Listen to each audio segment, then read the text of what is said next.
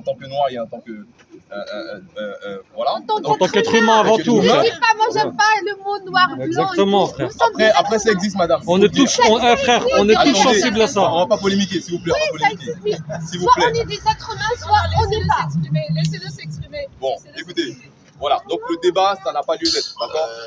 Les Noirs existent, les Blancs existent, les Chinois existent. Voilà, n'ayons pas peur des mots. Il faut assumer les mots. C'est pas grave, Nous madame. sommes tous des êtres humains. N'ayez pas peur des mots, madame. Si vous avez commencé à avoir peur des mots, vous pouvez pas Non, avancer. j'ai pas peur. Bon, alors, on va avancer. Alors, je disais simplement que c'est important. Pourquoi nous sommes là aujourd'hui? Nous sommes là pour dénoncer un fait qui est assez récurrent dans ce pays. Lorsqu'il y a un monsieur que j'ai pu contacter aussi, qui est là, il a également le même problème. C'est-à-dire, il a un enfant, aujourd'hui, ça fait quand même quelques temps, qui a été placé, qui est victime de viol, voilà. Et il a des éléments là-dessus, d'accord? Ça fait des années qu'il est en train de militer par rapport à son fils. Et je pense qu'il y a un deuxième aussi apparemment dans le programme. Donc, il y a 2 enfants qui sont placés, qui sont victimes de ces choses-là. Il n'y a pas que ce monsieur-là, il y a eu d'autres personnes qui m'ont contacté également, qui sont à Marseille, qui sont un peu partout dans le monde, et qui nous ont contactés. On a également cet hôpital-là depuis toute la semaine qui a menti, il faut le dire, qui a passé son temps à mentir en insultant la mémoire de ces enfants-là. Parce qu'un enfant ne peut pas se défendre. Il y a des responsables dans cet hôpital-là qui se sont permis justement de pouvoir invisibiliser la mémoire de ces enfants-là, invisibiliser justement la souffrance de ces enfants-là. Il a fallu que des gens de TikTok, il faut le dire, il n'y a pas eu les médias pour en parler. Aujourd'hui, je vois beaucoup de médias, c'est très bien. On n'a pas vu beaucoup de médias. Il a fallu que des gens, des jeunes femmes, des hommes, des mères de famille et des plus jeunes et des hommes également puissent se battre pour que justement cette image-là puisse être montrée au monde aujourd'hui. Donc, on est là pour aujourd'hui pour marquer encore le coup, d'accord? Il y aura pas que ça. Il y aura pas que ça.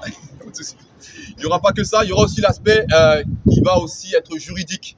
On va poursuivre ces gens-là, d'accord? On va les poursuivre jusqu'à ce qu'on ait gain de cause. Donc, ils entendent ce message-là. Ils ne veulent pas nous recevoir, il n'y a pas de souci. Mais ils vont entendre parler de nous. Et ils vont savoir que les enfants qui ne savent pas parler ont également des voix dehors. Voilà. Donc, je pense qu'il y en a d'autres qui veulent prendre la parole ici. N'hésitez pas. Hein. Monsieur, tu veux prendre la parole? Voilà. Okay. C'est une histoire un peu incroyable quand même. Bonjour, bonjour tout le monde. C'est Malonda Francisco. J'habite à Paris 13e. Alors, je me fais présent ici parce que cette affaire-là, ça me concerne, la pédocriminalité. Pour fixer l'opinion, j'ai mes 5 enfants qui ont été placés. Les juges qui ont placé mes enfants, on ne les connaît pas. C'est-à-dire que mes enfants ont été placés par commande. On n'a jamais eu l'audience. Et les mêmes services qui ont placé nos enfants, quelques mois plus tard, nous a donné quand même le droit de visite. On a commencé à aller visiter les enfants. C'était au cours d'une visite médiatisée. On parle de la médiatisation de visite, c'est-à-dire en présence des services sociaux. Ma fille, âgée de 5 ans à l'époque, nous a dit qu'elle vivait chez un homme célibataire et ce type-là l'a prise en tant que sa femme. Elle faisait les choses dans son organe génital qui faisait très mal. Elle m'a demandé, j'étais moi et la mère de mes enfants en présence des services sociaux. Elle m'a demandé que je puisse les faire sortir dans le lieu, dans cet appartement-là, cette maison-là, là où on les faisait des choses. Malheureusement, lorsque l'enfant est placé, il fait toute une série de procédures pour pouvoir récupérer ses enfants. Depuis ce jour-là, ma fille a dénoncé les faits. Jusqu'à aujourd'hui, ça fait 3 ans, on n'a aucune nouvelle d'elle.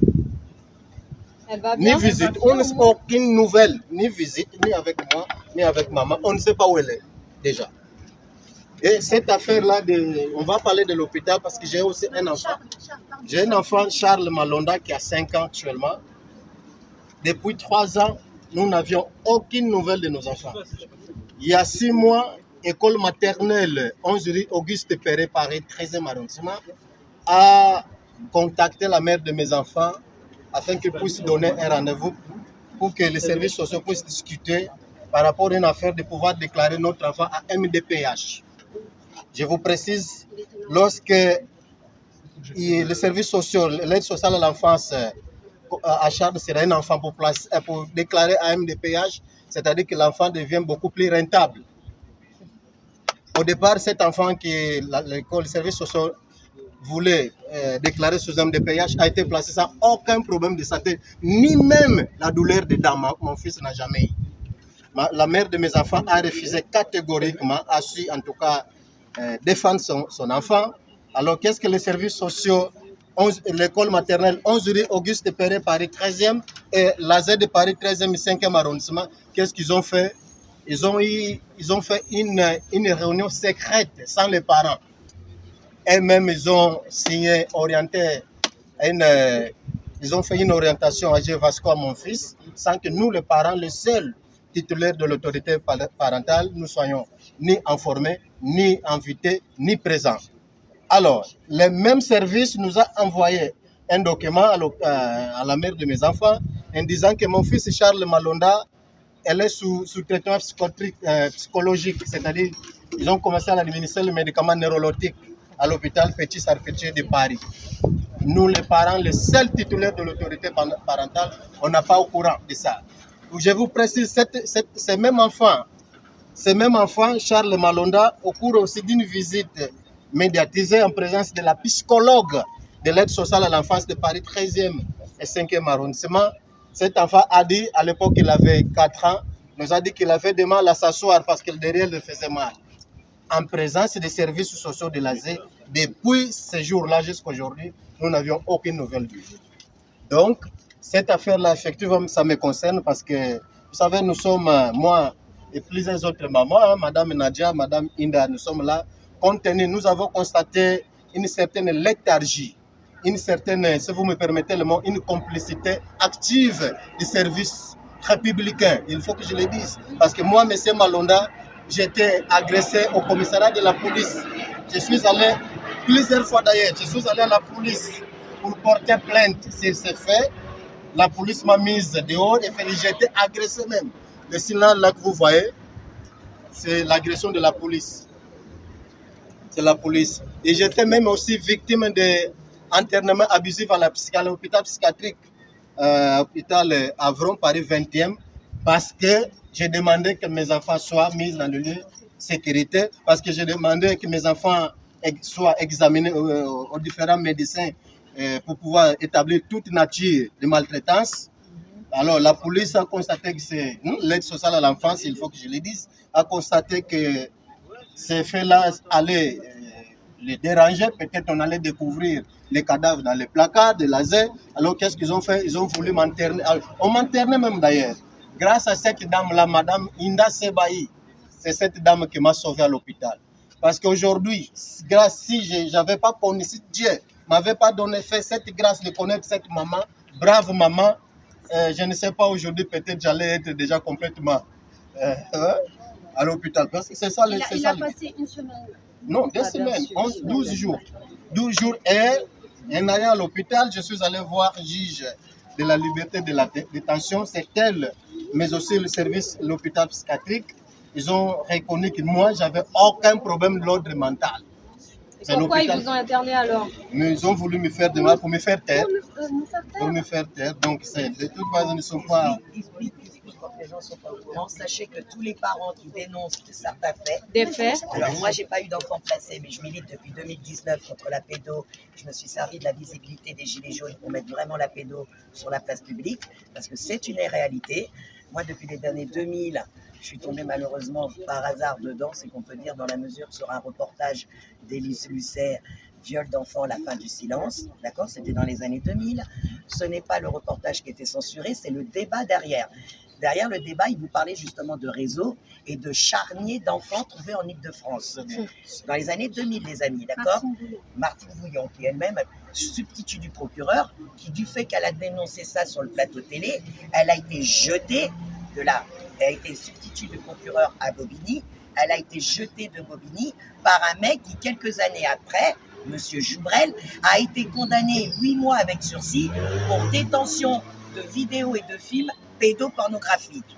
Donc vous voyez que dans la magistrature, ils se tiennent, même quand vous avez des magistrats honnêtes qui veulent dénoncer, ils sont neutralisés. Mais pour revenir à l'affaire, il faut savoir que toute personne, pas que parents, toute personne de la dissidence, comme je le dis, moi, pareil, si demain je dérange vraiment l'État et que je dénonce vraiment des faits graves, soit on te met en prison, soit on te met en psychiatrie pour te faire taire et puis te dire, mais non, regardez, elle est en psychiatrie, elle est folle. Donc on te fait perdre de discriminer, d'accord?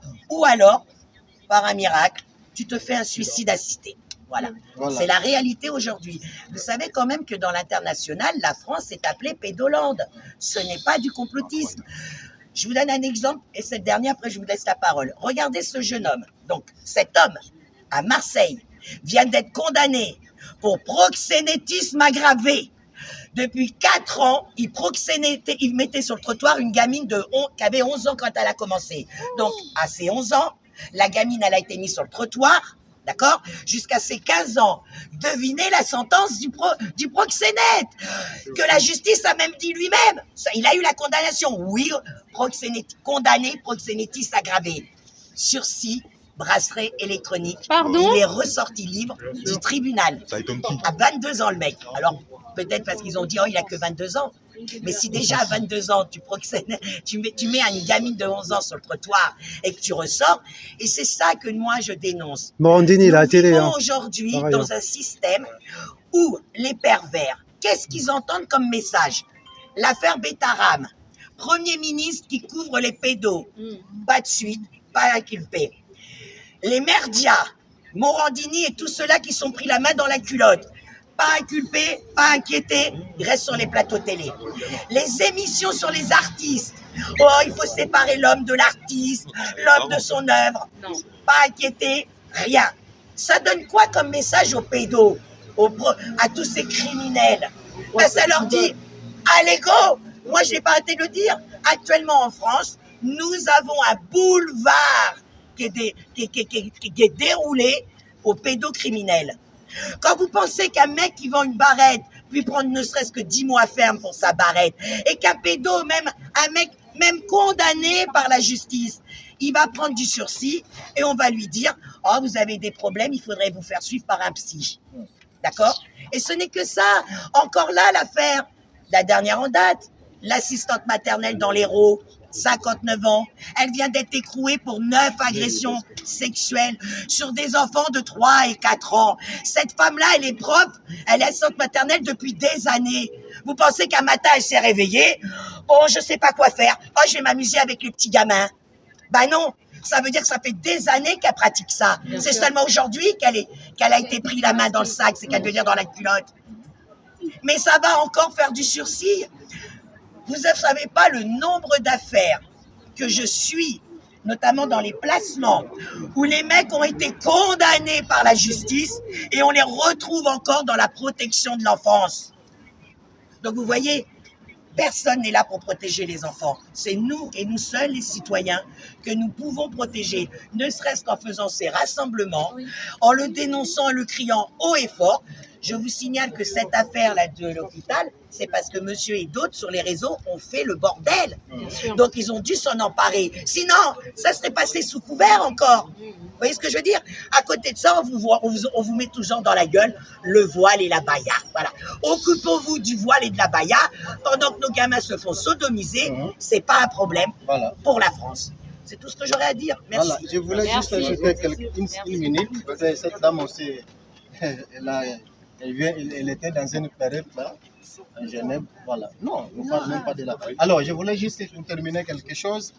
Vous savez, l'affaire là que nous sommes en train de dénoncer ici devant cet hôpital, à Montreuil, c'est l'image de la République française. Il ne faut pas penser que ça c'est le seul cas ou c'est la seule affaire à travers la France. Non, la France réelle c'est ça. C'est-à-dire que, enfin, alors je voulais juste... Voilà. 300 victimes le soir net. Très bien. De cachés par les hôpitaux et l'ordre des médecins. Très bien. Je voulais juste terminer mon affaire. Nous étions devant au tribunal de Paris mardi 21 novembre 2023. Au cours de l'audience, pour la première fois que je suis allé voir le juge pour enfants, la juge Barry Delanchon Adelaide. Alors, je vois plusieurs journalistes ici professionnels. S'il vous plaît, j'ai fait une demande solennelle. Essayez de médiatiser cette affaire, cette partie-là que je vais dénoncer, c'est très important. Mardi 21 novembre 2023, devant la juge Barry Delanchon Adelaide, une des vice-présidentes du tribunal de Paris, l'AZ, aide sociale à l'enfance de Paris, 13e et 5e arrondissement, a dit à la juge que ma fille âgée de 5 ans elle avait déjà développé le plaisir sexuel de faire l'amour avec les hommes adultes, mais aussi avec les garçons de 16 ans et 13 ans de son foyer. Cet enfant-là, elle a quel âge? Elle a 5 ans. Elle avait 5 ans à l'époque. L'ASE a dit à la juge Barry de la Chambre qu'un de mes enfants demandait même avoir une arme automatique pour tirer contre les gens qui ne veulent pas qu'il retourne chez ses parents. L'ASE a dit à la juge que mes enfants ne supportent pas le placement, ils font du cauchemar d'ailleurs. C'est pour ça que nous avons commencé à les interner dans les hôpitaux psychiatriques. C'est l'ASE qui a dit. Depuis ce jour-là, qu'est-ce que la juge Barry de la Chouadelaide, une fois qu'elle a entendu de la bouche même de l'aide sociale à l'enfance, elle a premièrement suspendu le droit de visite au père parce que c'est moi qui porte plainte. Oui, malgré toutes ces dénonciations-là, la juge Barry de la Chouadelaide a supprimé mes droits de visite, moi le papa parce que c'est moi qui porte plainte.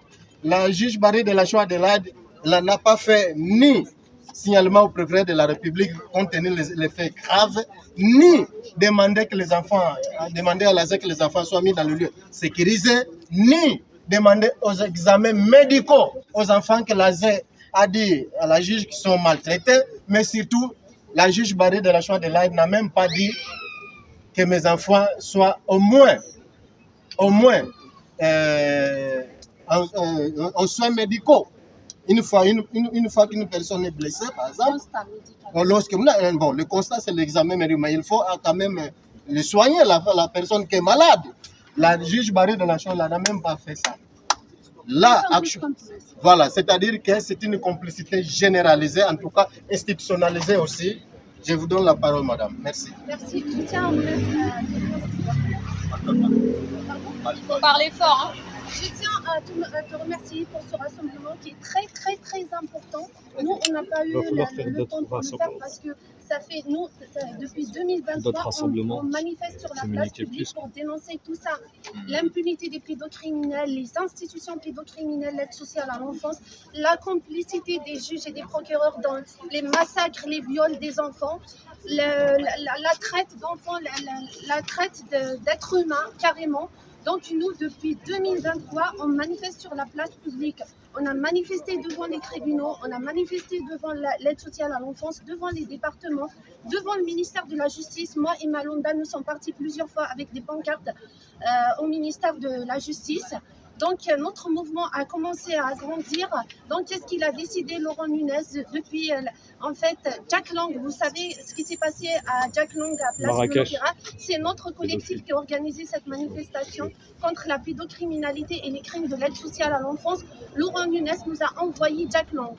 Ce jour-là, il n'y avait aucun policier pour sécuriser notre manifestation. Après cet incident de Jack Lang, Laurent Nunez nous interdit totalement de manifester. Il nous interdit de réclamer nos propres enfants. Il nous interdit de dénoncer des crimes horribles, graves sur les enfants. On ne parle même pas de nous en tant qu'adultes. Moi, j'ai fait 50 jours de prison ferme à Fleury-Mérogis parce que j'ai démasqué une juge au tribunal de Bobigny. J'ai démasqué une juge et j'ai évité le kidnapping des enfants d'une famille pour les mettre au foyer de l'aide sociale à l'enfance où ils seront violés, torturés, etc. Vous savez, 15 000 enfants placés à l'aide sociale à l'enfance qui se prostituent. Les terroristes qui ont commis des attentats en France sont sortis de l'aide sociale à l'enfance. Nimouche, Mirac, Kouaché et tout. Donc nous, depuis 2 ans et demi, on manifeste, on fait les procédures judiciaires, on affronte les juges et les procureurs et tout, mais nous ne sommes pas entendus. Donc ils nous ont interdit catégoriquement de manifester encore plus. Ils l'ont mis en psychiatrie, ils m'ont mis en prison. J'ai fait 50 jours de prison ferme et je n'ai jamais eu de problème ni avec la police ni avec la justice avant. Parce que je dénonce la pédocriminalité. J'ai fait 50 jours. Imaginez à la base, pourquoi je suis là? Parce que je suis une maman de 3 garçons. J'ai déposé plainte pour viol incestueux sur mes 3 garçons. Et c'est moi qui ai puni. Voilà. Là, je n'ai aucun droit avec mes 3 garçons. Mais ils m'ont arraché mes enfants. Ils les ont placés, soi-disant, pour les protéger à l'aide sociale à l'enfance. Qu'est-ce qu'ils ont fait? Ils ont tout fait pour remettre les enfants au père incestueux qui a l'affaire pénale en ce moment en cours. Mes enfants sont à 100% chez le père incestueux, mais l'aide sociale à l'enfance d'Antony continue à détourner l'argent des fonds publics, continue à recevoir de l'argent pour mes 3 garçons au minimum 27 000 € par mois. Tout ça, tous ces massacres des enfants, c'est pour de l'argent. Tous ces viols des nourrissons, c'est pour de l'argent. Donc nous, qu'est-ce qui nous rassemble ici? C'est notre humanisme. C'est qu'on dit on ne touche pas aux enfants. On ne touche pas aux enfants. C'est vrai, comme elle a dit Nadia, la France est appelée malheureusement Pédoland, l'Eldorado des pédophiles, parce que les pédocriminels restent impunis en France. Moi, j'ai démasqué une juge qui a mis une autre personne à l'audience qui s'est fait passer pour elle. Donc, moi, je l'ai démasquée, je l'ai enregistrée, etc. Elle m'a mise en prison pour cacher son crime. Donc, vous voyez, elle a pensé que je vais me taire. Cette juge s'appelle Éléonore Courtois. Parce que moi, je dénonce. Du moment que la justice ne veut pas condamner ces pédocriminels, on met leur nom sur la place publique. Et en fait, j'ai entendu un TikToker qui disait en fait la violence par la violence. Sincèrement, parce qu'ils sont tranquilles, les pédocriminels en France. Ils font ce qu'ils font aux enfants, mais ils sont impunis. Et le juge qui a mis au peuple de les condamner en fait.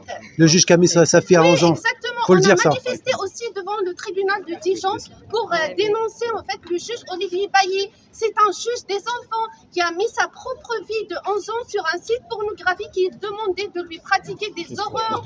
Il a reconnu qu'il a des fantasmes de voir sa fille se faire violer par d'autres personnes. Et encore, je ne peux même pas utiliser ces termes, je ne peux pas les prononcer. Donc ce juge, il a eu 3 mois de sursis. Vous voyez, moi j'ai fait 50 jours ferme, j'ai vu la prison moi.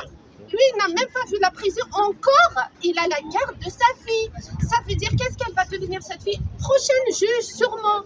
Donc, qu'est-ce que vous attendez des juges qui proposent leurs enfants?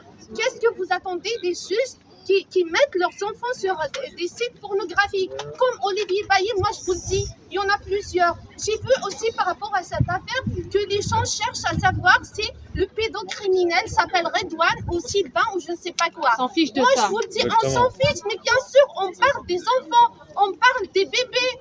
Qui peut accepter ça par les pédocriminels? Donc, soit on est pédocriminel, soit on est être humain et on dit non, stop à ces crimes sur les enfants. On doit les arrêter, ça ne peut pas continuer. On doit démanteler ces réseaux pédocriminels. On doit condamner tous ces complices. Le gouvernement, Macron, le ministre, il faut aussi que les complices qui le cachent, parce que ces personnes qui travaillaient là, ils ont des collègues. C'est comme l'affaire Le Squarnec. Pendant 30 ans, Le Squarnec, dans les hôpitaux, a violé aussi bien des enfants que des femmes adultes et tout ce qu'ils voulaient. On aurait mis un chien, peut-être qu'il l'aurait violé. Donc, pendant 30 ans, les collègues l'ont dû le voir à un moment ou à un autre. Ils le savaient, surtout que même l'ordre des médecins avait déjà été alerté en 1993. Depuis 1993, le mec, il avait été interpellé. Donc, il n'y a pas que c'est ça que je veux que les gens doivent comprendre. Il n'y a pas que les pédos qui doivent prendre cher. Tous les complices. Voilà. Normalement, quand tu dénonces pas un crime, la preuve, le mec qui a tué cette jeune fille, les parents l'ont couvert. Aujourd'hui, les parents sont inquiétés par la justice parce qu'ils ont couvert leur fils. Donc, ça prouve bien que toutes les personnes qui sont au courant de ce qui se passe et qui ferment les yeux doivent aussi être condamnées. Le message doit être fort.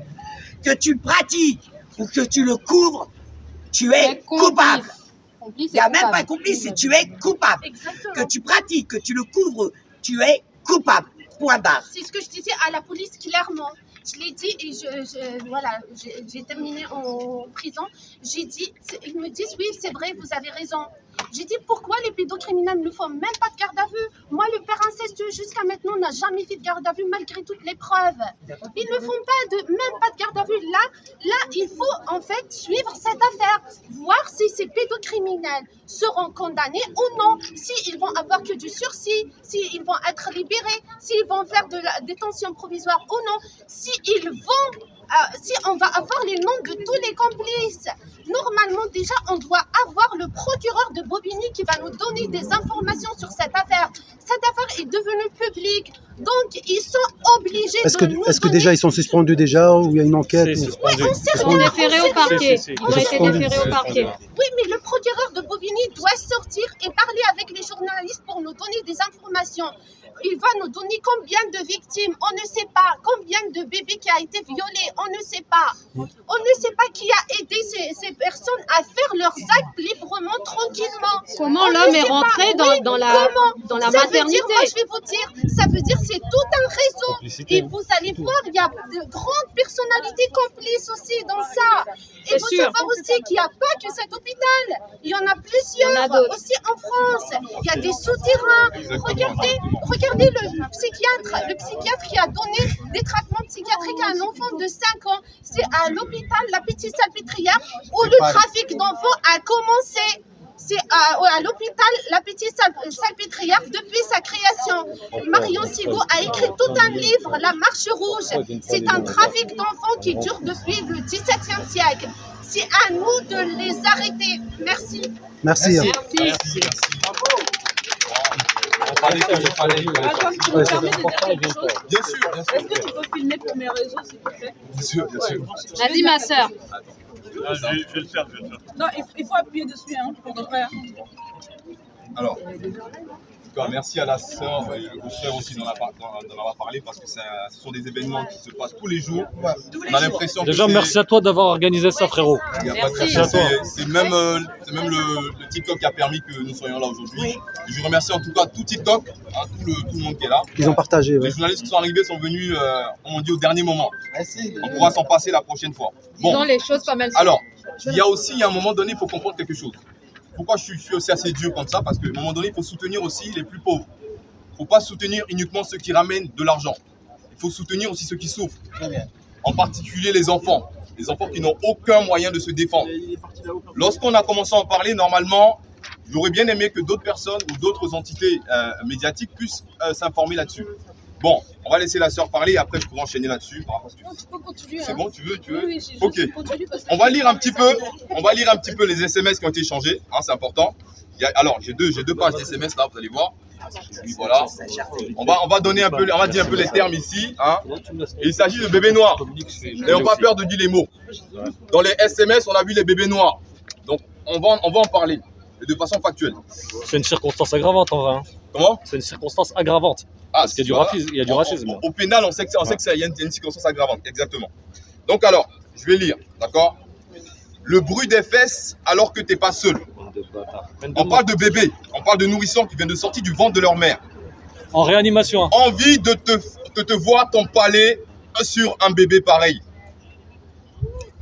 Celui qui répond dit « Je me suis dit que c'était peut-être un peu fort d'ailleurs, après avoir empalé un enfant, après avoir empalé un nourrisson. » Il faut comprendre, ça va être dur, mais il faut saisir le mot. D'accord? Nous sommes les voix de ces enfants-là et nous allons parler. J'ai envie de me frotter à un bébé et que tu me supprennes. Ok, nous avons en face des adultes de 30 ans. La deuxième page. C'est bon, hein?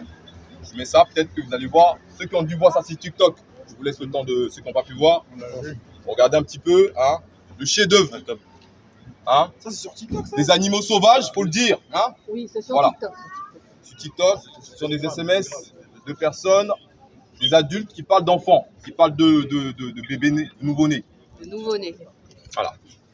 De nouveau-né, Malcolm, en réanimation. Hein. En réanimation en plus. Déjà, ils commencent leur vie difficilement. Et là, vous allez voir un petit peu pourquoi. Ouais, service réanimation. Pourquoi je suis en train de parler de l'aspect noir? Parce que dans le texto, d'accord, il y a marqué un bébé black et sa petite chatte. Voilà. Donc, on est quand même en face de quelque chose qui est assez important à notifier. N'ayons pas peur de dire que ce sont des enfants noirs qui ont été traités ainsi. Il peut y avoir effectivement d'autres enfants. Mais les éléments que nous avons là sont effectivement liés aux enfants noirs. Je vais continuer à lire. La personne qui répond, je crois que c'est la dame, qui dit trop. C'est bon, hein, trop. S'il pleure, crache-lui dans la bouche.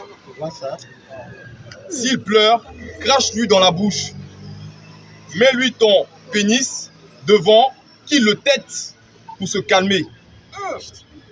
Ça va être dur. Je sais, ça va être dur. Les parents, je sais un petit peu comment ça fait. Oh oui, et si ça le calme pas, mets-lui entièrement et fais des va-et-vient dans sa petite bouche. On parle de nourrissons ici. Qui n'ont même pas 2 jours. Ok. Lui, bon voilà, c'est un peu flouté.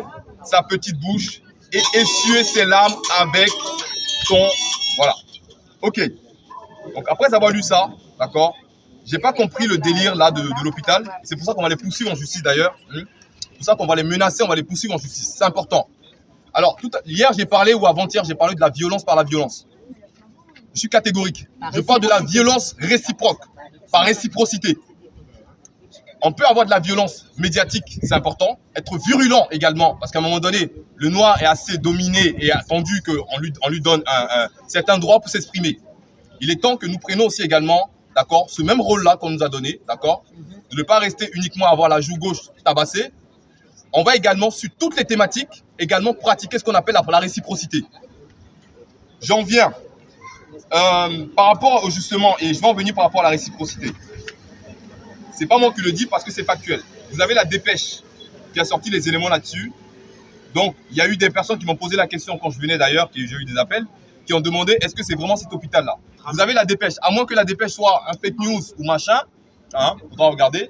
Ça, c'est la dépêche, hein, qui explique là que la personne qui s'est déclarée dernièrement, d'accord, l'infirmière qui travaillait ici, c'est une femme qui travaillait ici, qui parlait de va-et-vient dans la bouche des enfants, hein, c'est présentée à la justice, remontée à la police. Donc cette personne, comme ils le disent, se présente comme infirmière à la maternité de l'hôpital André Grégoire à Montreuil.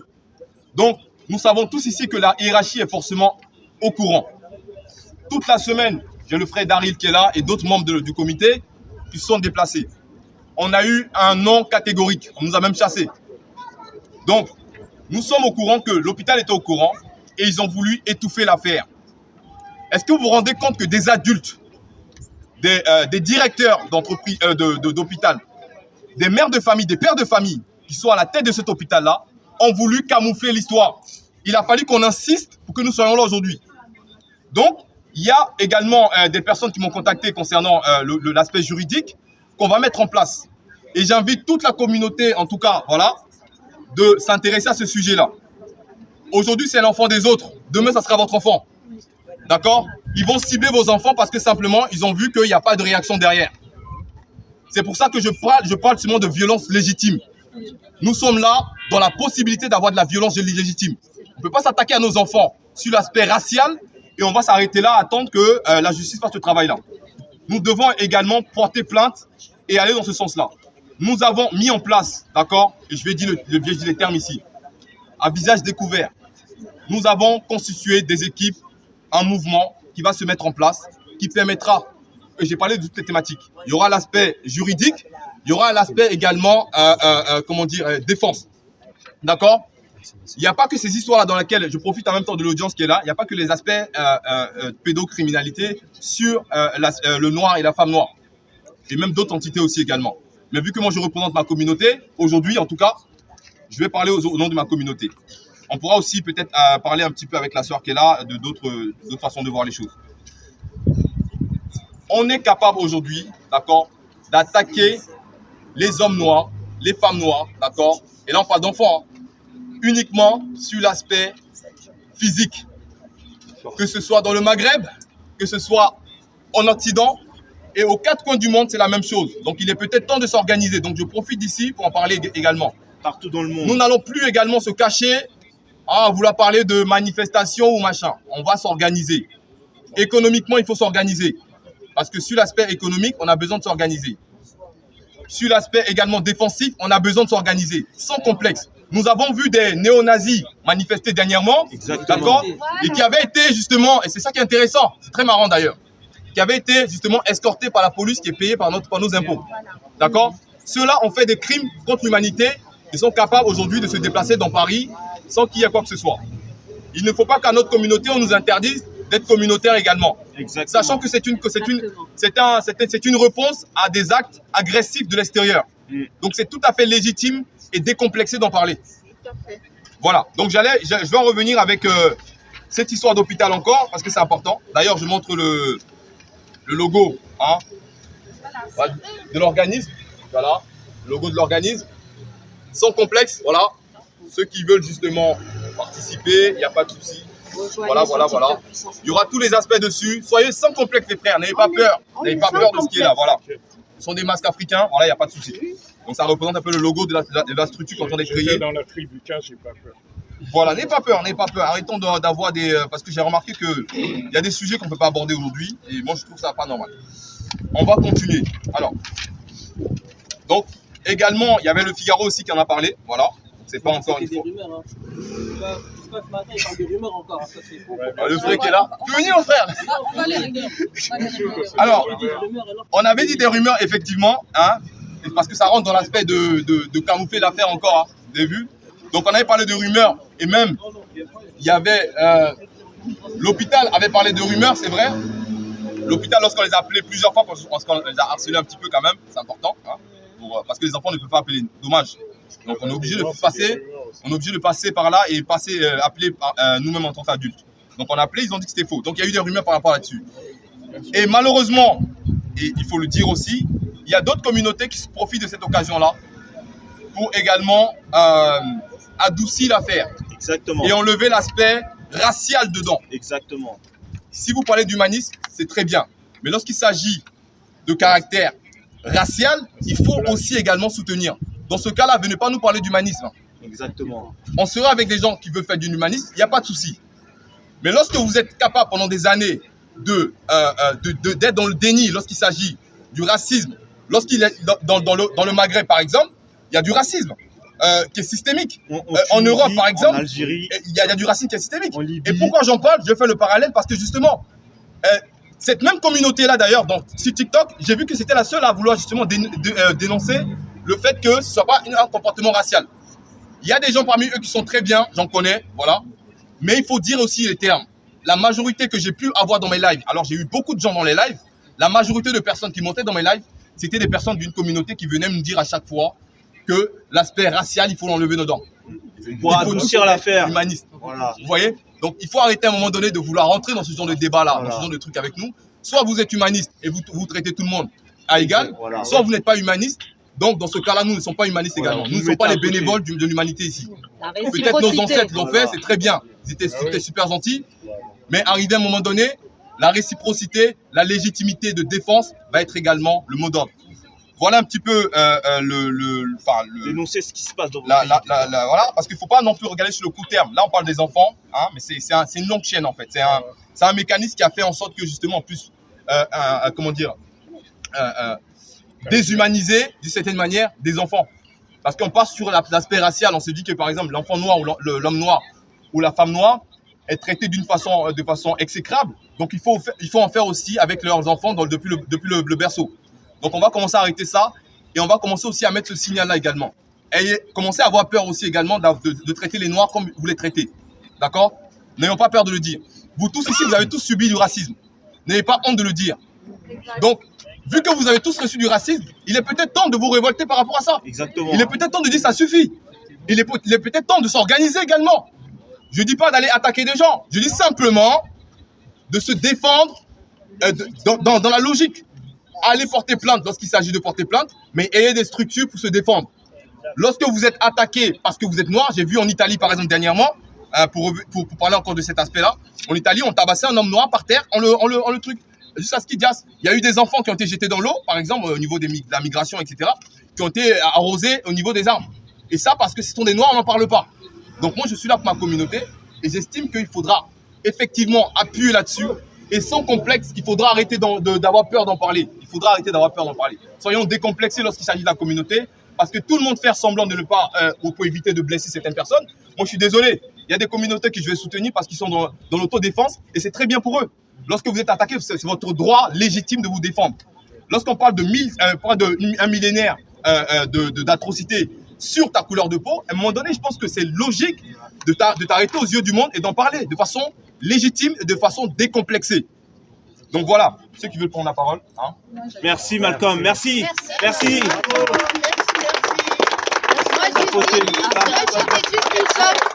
je dis, il n'y a qu'avec l'union, juste une petite phrase. Il n'y a qu'avec l'union qu'on peut réussir. Parce qu'ils sont en train de faire une guerre contre l'humanité. Soit on est humain, soit on ne l'est pas. Voilà, Malonda, il est noir. Moi, je l'ai soutenu. Et tout. Je n'ai pas vu sa C'est pas un couleur combat de contre peau. vous. Alors, Madame, attendez, non, Vous parlez de la réalité que j'invoque, est-ce qu'elle est fausse ou est vraie, madame? Moi, si Non, j'ai madame, pas vu- excusez-moi. Non, Elle est vraie ou elle est fausse, ce que je dis? Non, juste. c'est vrai. D'accord, ok. Mais tant que c'est vrai, On dépasse ça. Il faut qu'on dépasse ça. mais tant que c'est vrai, il faut en parler. Mais là, tout de suite, ce sont des enfants noirs qui sont Ne venez pas concernés. opposer les chats là-bas. Quelques instants.